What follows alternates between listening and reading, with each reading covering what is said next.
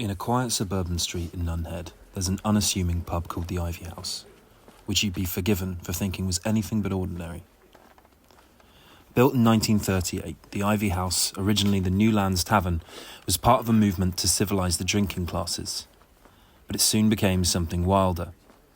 By the 1970s, it was a hotspot for the emerging pub rock scene. Ian Dury played here, so did Elvis Costello, Dr. Feelgood, The Stranglers, Nick Lowe, Jeff Beck and the legendary Joe Strummer. But like so many venues, it fell on hard times. By 2012, the Ivy House was set to become another block of flats. Then something remarkable happened. Locals rallied, they filed petitions, raised funds and made history. Using the Localism Act, they became the first community in the UK to buy a pub under new laws. They saved it. Not just a building, but a space for people, for music and for possibility. Today, the Ivy House is not just a pub.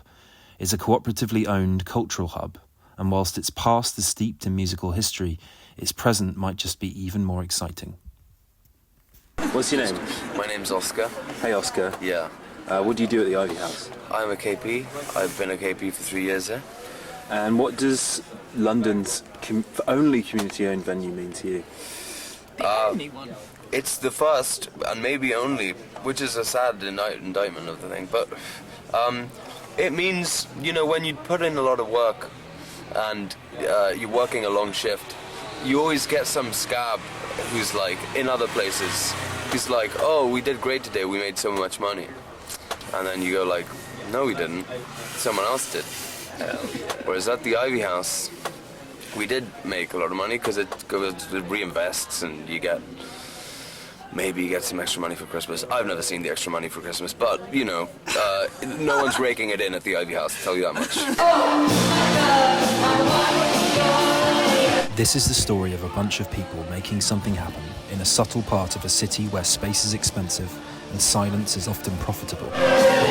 In many ways, it's a standard story of a venue attempting to survive in a hostile climate of rent increases and political indifference to the arts.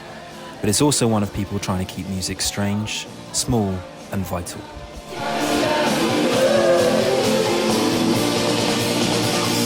Thank you.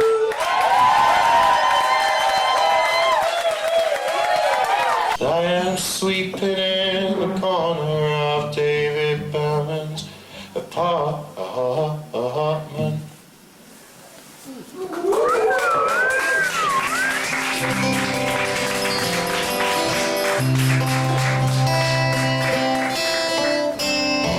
I've been spending a lot of time here over the last few months, trying to understand why this place feels different and why it feels alive. What I've found here is something bigger than nostalgia. It's a living, breathing ecosystem, a place where music happens because people make it happen together. The scene here is thriving. For many years, South East London has been a cultural hub for young, creative artists, and this now seems to be an intriguing central point to a much wider network of people. It's a place that has captured the hearts and ambitions of local musicians. On any given night, you can expect to see multiple contributing scenesters in the room. People don't just come here to play, they come here to hang out, to drink, to enjoy each other's company, to enjoy each other's art, to play pool, to connect, to support each other, or to dance in an empty room.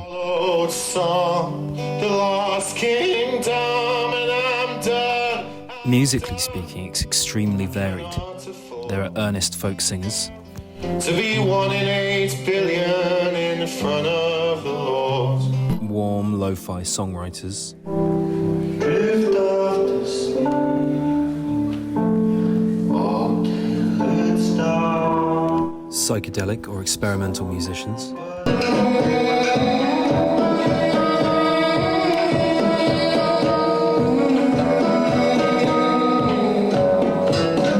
heartfelt alternative country,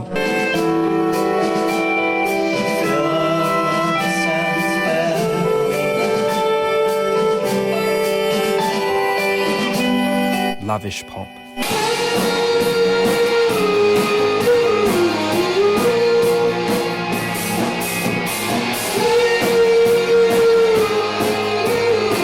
off-kilter punk,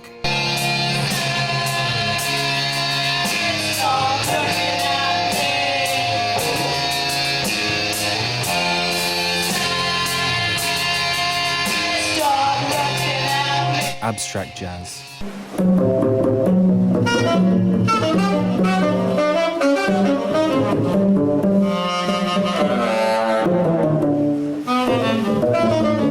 indie rock,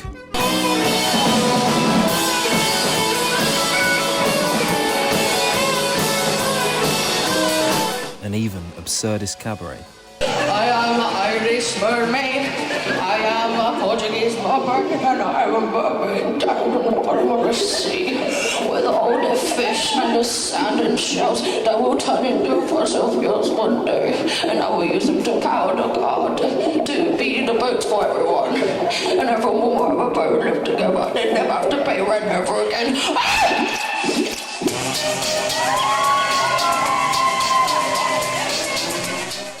Much of the music emerging from the Ivy House today centres around a weekly night known as New Lands, a nod to the pub's original name.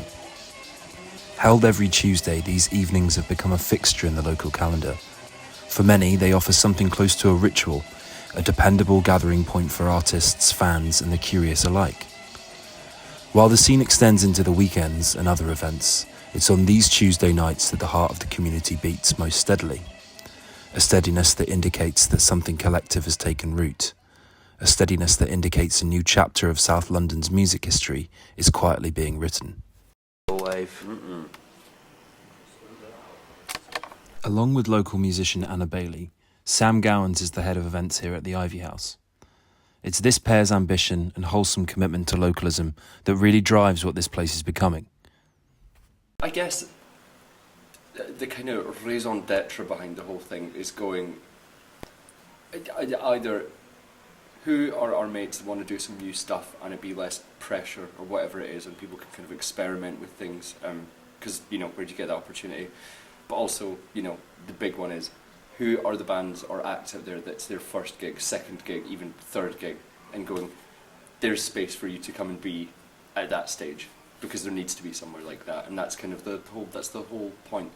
Come and have your first gig, come and have your second gig, figure it out, see where you're going to go next, and feel kind of welcome to do that, and feel kind of taken seriously while you're doing that, I think is the main objective of the whole thing. It's always a chance for people, I think especially with the night Newlands that we're doing, so it's a chance for people to come and try something new and not have to feel 100% polished. I think you can always, I know I keep coming back to it, but come home to play a gig here. Like, it has such a great community around it, and every time I come in here I see pretty much at least one person that I've met either at a gig here or just through being here or at a gig somewhere else. I think it's sick that it's owned by the community, and all the money from the gigs goes back into the pub, and all the stuff that they do for the community. It's cool that they take a punt on bands that haven't played a show before, and bands that haven't played a show in 2 years. The currency here is not genre, it's sincerity. The musical ideology of the Ivy House is not one that I could cohesively define before spending a lot of time here. But now it seems clear. The bands that play here have a willingness to invest into this scene, and it's a scene that welcomes them. The fact that the Ivy House is cooperatively owned changes the dynamics between artists, promoters, punters and staff. No one is simply a consumer. This invites a participatory ethic rather than a transactional one. It's not just a venue, it's a commons that produces a sense of care for the space, for the sound and for each other.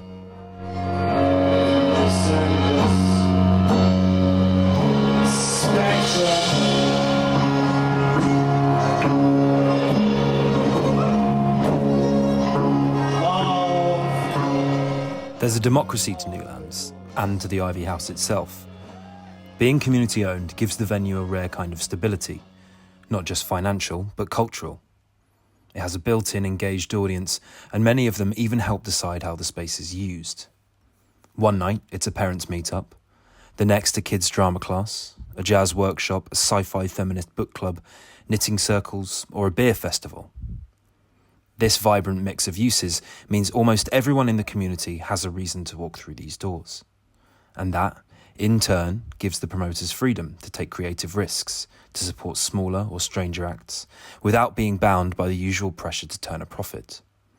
It's a model where culture is allowed to grow first and monetize later, if at all.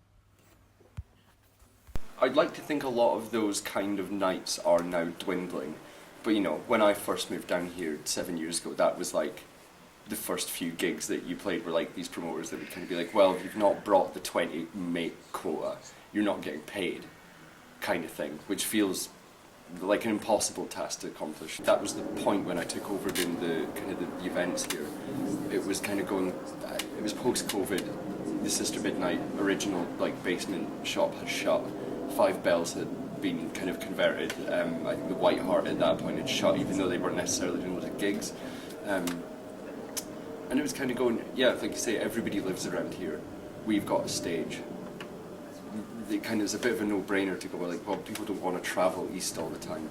So in that sense, it's helped massively because, you know, there have been masses of people that want to use the space for a variety of different things, which is great. You know, the industry doesn't want to come here, like the press doesn't necessarily, it's quite a hard sell.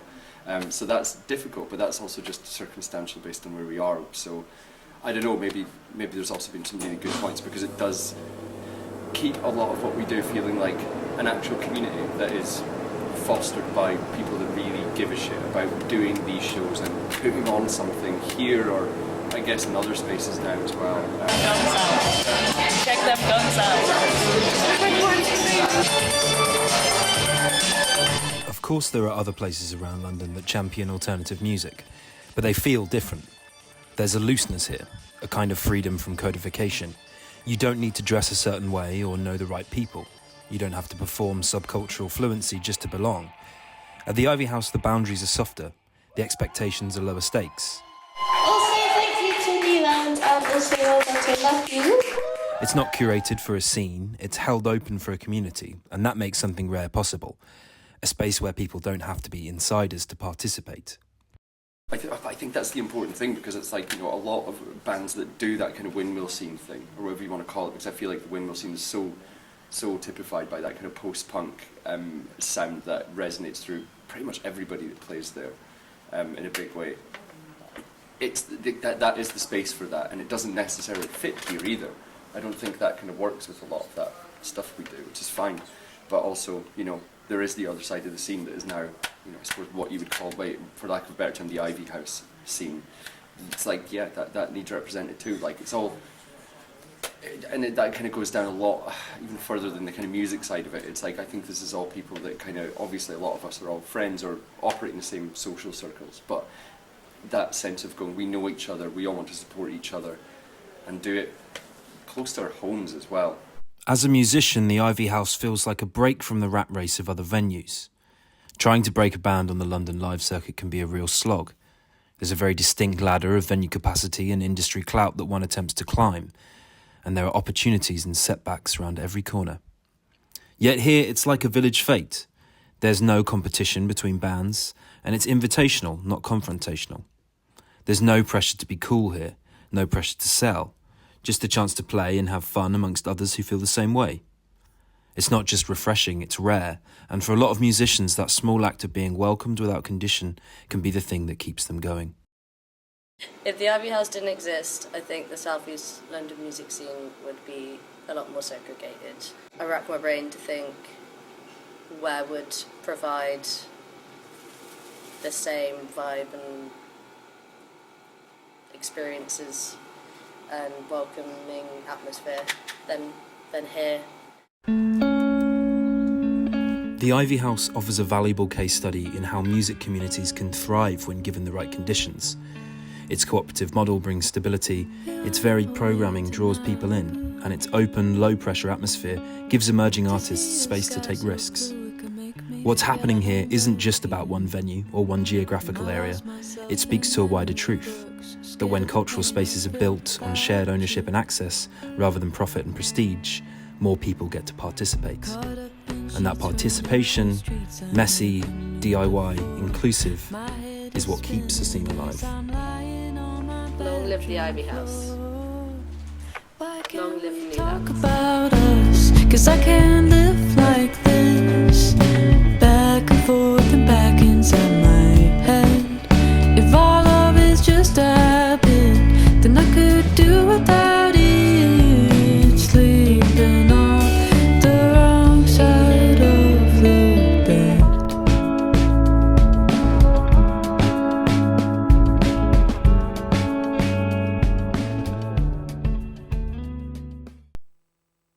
Well, I'm just I'm the lowly assistant manager of one of them. I'm the direct what do you call it, an underling to Martha, the manager. I've been here 5 years. It means a lot to me because I actually went to Ivydale down yonder, not the one you can directly see, one just behind it. So I would walk past this pub every day on the way to primary school and go around the corner. Peckham, born and raised. Yeah. I was here when it was rubbish and a bit dangerous. Yeah, it means a lot. I used to drink here underage before it was a community pub when it was a bit more chavvy and a bit more rough, and you could get away with, "Can I have a pint, please? Pint Guinness?" And we're like, "Where's your ID?" And we're like, "Oh, I left it at home," and they would serve you. But it's always been good for music. Like, they'd let my friends' bands play here when we were like 14, 15 odd, and it's always been great. So had the opportunity to start working here during COVID to do the takeaway and delivery. So snapped it up in a heartbeat, and here I am, half a decade later.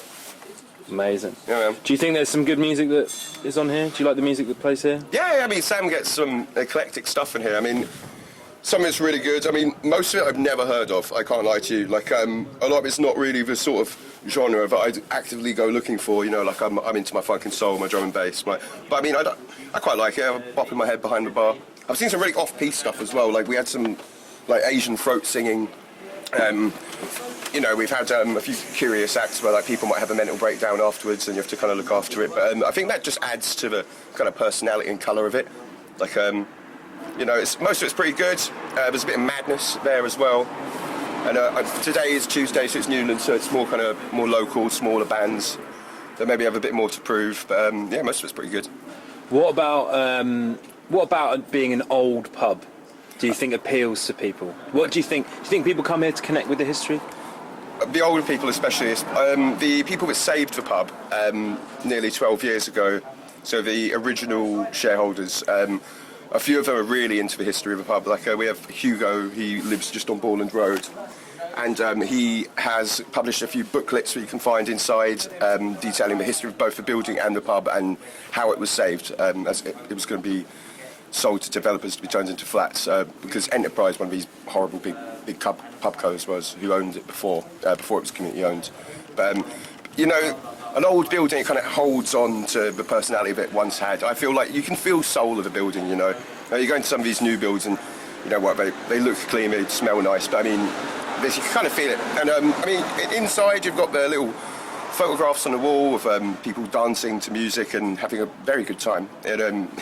In this exact space, it looks a little different, but you can tell it's the same building.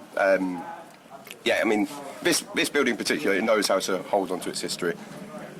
It's nearly 100 years old, man. Our urinal has been peed in since the 30s, man. Like, that urinal was being peed in when Hitler was still alive. Not many pubs can claim that. Excellent. Let's get that again on film. Skr.